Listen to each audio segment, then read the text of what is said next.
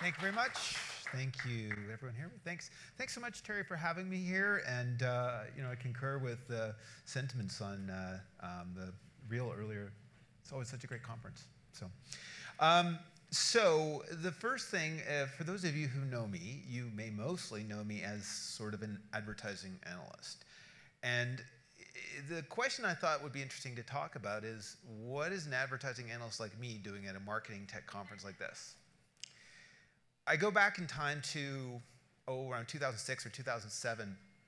I remember, so I worked inside of, I was a banker then, I was an analyst, and then I went to go work for a unit of Interpublic and had some pseudo clients asking some really interesting questions.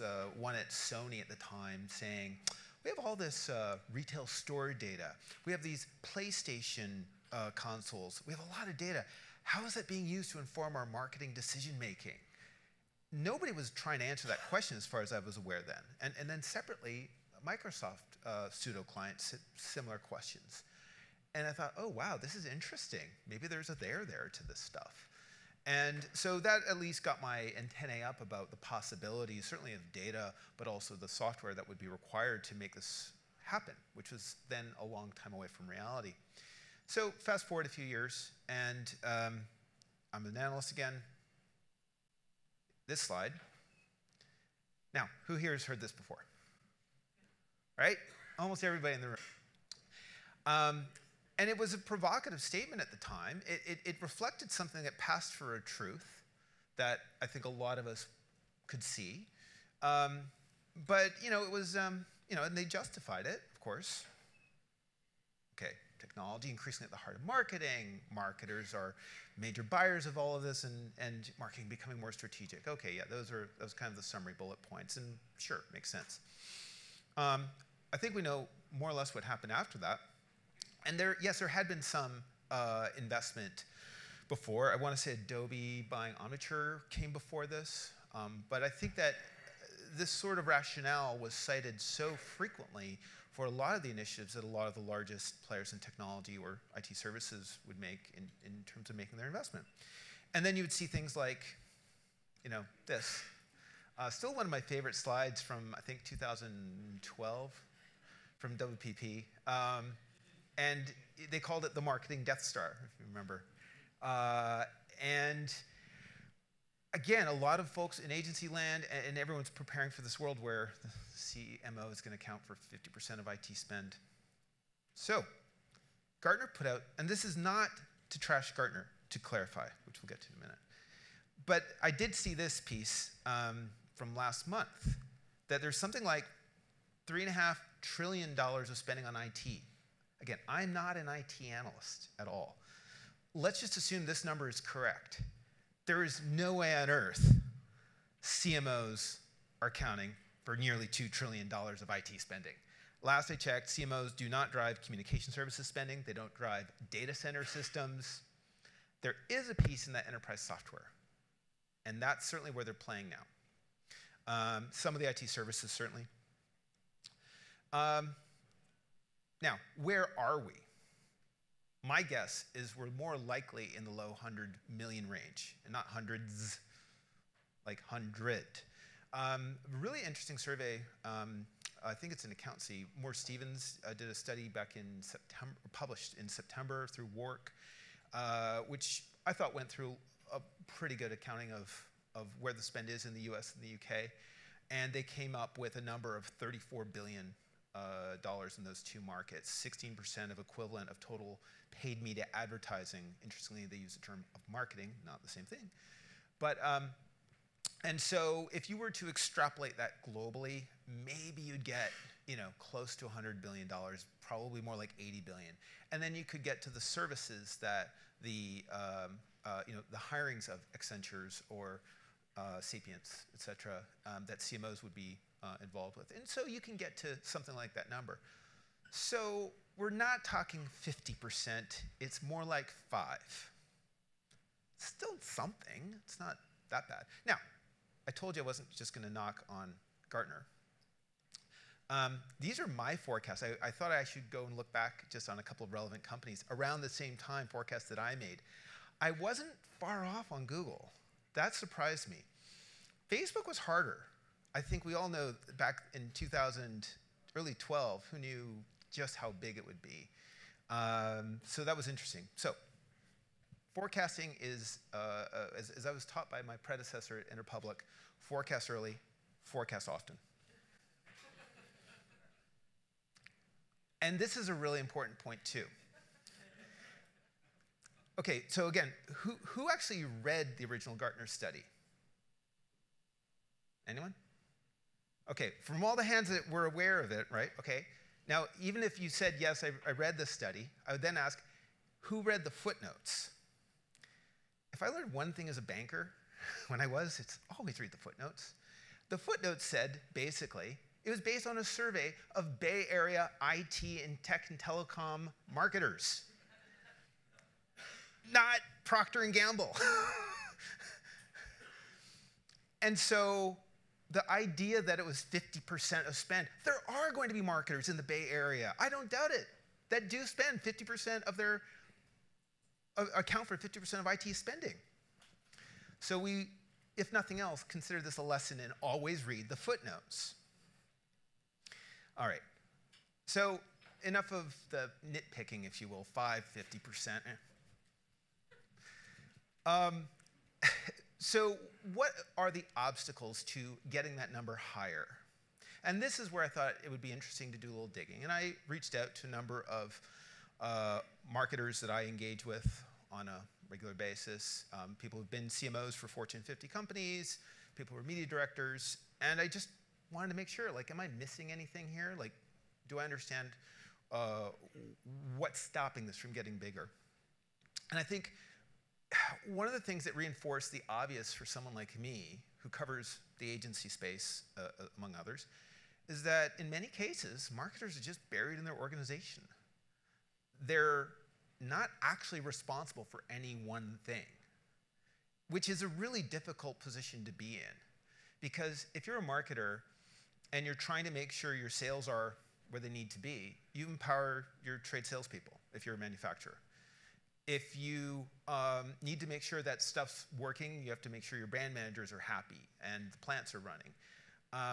The people who always get blamed when things go wrong, it's marketing. The central marketing group, which is meant to be this internal resource, rarely has complete authority over anything, let alone an IT budget. They're influencers, to be clear. But the fact that they, you know, a company like Nike, for example, I love that they have what they call marketing is demand generation. Isn't that a great way to characterize it? Like, marketing should be about demand generation. I don't pretend to know their organizational structure. But I do know that from marketers I've interacted with, they rarely have the primary responsibility for demand generation. Where you do have a marketer that is primarily responsible for all forms of demand generation, and in fact, reporting lines go up to those individuals. So, see where I've got this central marketing group? Put them up where the COO is, like actually reporting to the CEO, and not just like on paper, contractually reporting to the CEO, which is, that's how it often happens, but I mean really practically a number two to the CEO.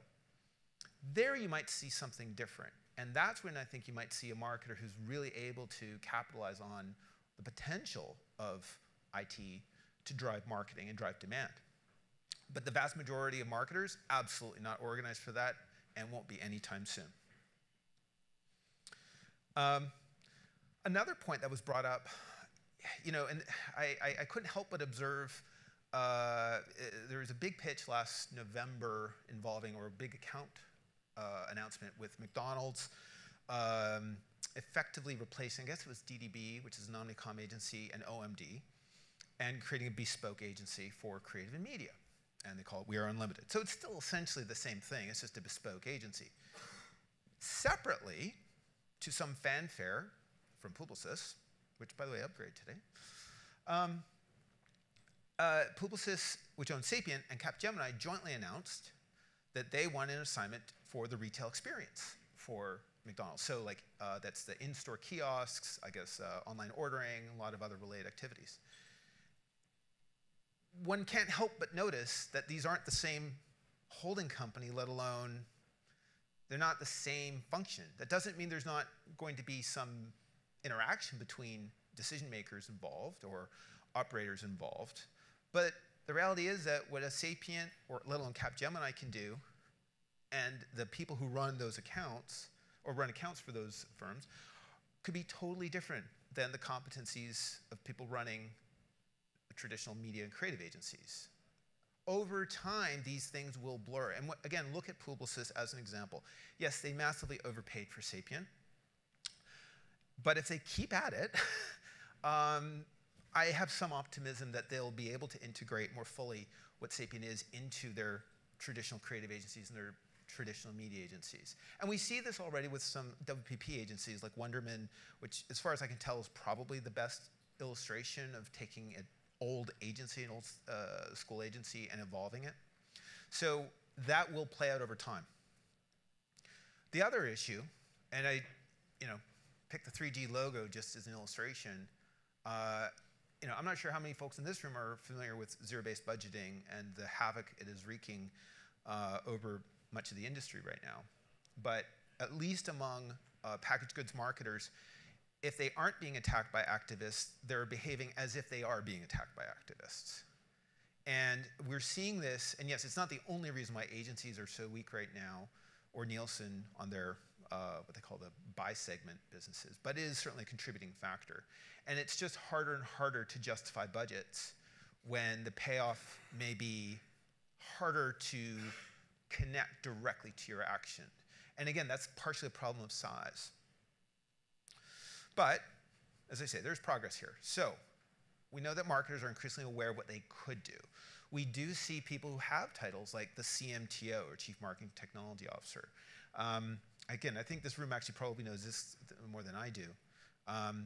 That a marketer is more likely to lead the discussion. They will set the requirements when there is a solution, even if IT may be the decision maker for something.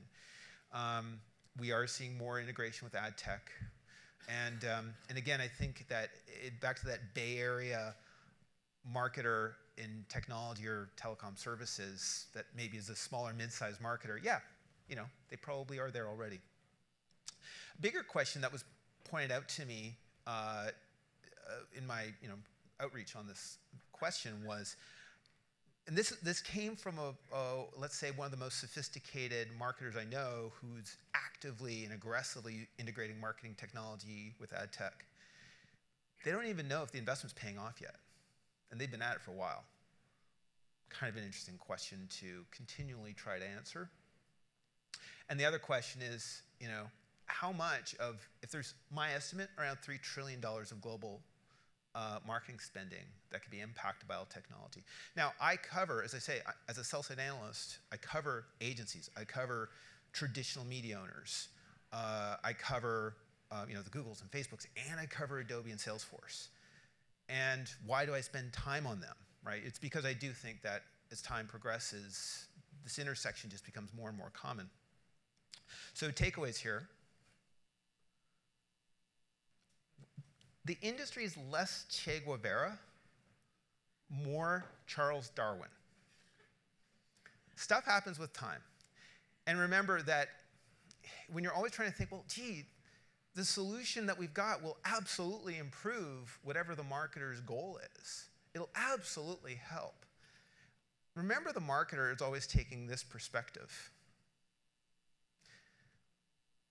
If Winston Churchill had been a media planner, he would have said television is the worst form of advertising, except for all those others which have been tried. All advertising sucks. All marketing is problematic. Every choice a marketer makes is flawed. If they're making a choice, it's because they're usually making the one that's the least bad alternative. And so the hope, I guess, for marketing technology is that whatever solution might be on offer is the least bad alternative. So with that optimistic, cheery note. All right, so I've got a few questions for you. Please. And we're going to do this rapid fire. Have I told you any questions that I have not to ask you? No, I haven't even thought of them until right now. So, so it occurs to me so we're going to do rapid fire a few questions here. The marketing clouds they're all software companies with stated aversions to services and media, and yet it's the glue that activates much of their clouds. Adobe's already made some moves into it. Do you see the marketing clouds moving in advertising? Yes. Yes. Wow. I think it's inevitable. I mean, everything I hear. Good. And they might need some acquisitions. That's good, because Jonah and I will pick that up. Okay. So yes, because. Well, no, because I think that it's pretty clear that the performance that you get when you integrate the two together is better. Okay, better together. Excellent. And another rapid-fire question. Verizon and now AT&T have made moves into the sector with the stated goal of taking on the duopoly, right? Being a credible third party. Realistic opportunity or total horseshit? Realistic that they're going to try? One or the other. That they'll try. That's different than saying, will they succeed? They will not succeed. But they will put an awful lot of capital to work. Okay. Buying companies. So. Not organic. I mean, they may do a bit of both. Okay. Amazon will be as large or larger than Facebook and Google in 5 years. They will be as big as they want to be. And it's not clear how big they want to be, because I think they're looking at a lot of other trade-offs. How big can they make? They want to be retail everything. And if the advertising business subsidizes their retail operations, so be it. But it's always going to be a secondary or tertiary thing, whereas for Facebook and Google, it's the thing. My view on that is that tens, if not hundreds of millions of dollars or more will need to be invested by mostly the MVPDs to prove that nobody wants it. Okay. Because I believe that the advertiser who wants a limited number of impressions with highly targeted, they have this little thing called the interweb. Right. And the advertiser who dominates TV, there's 200 advertisers for about 90% of network TV and 60% of all TV. Those advertisers effectively need everyone. Right. And although there's a lot of talk about, like Procter & Gamble will talk about mass customization, or the idea of everyone getting delivered an ad and slightly different ads being delivered to different people, we haven't seen it in the wild. Okay.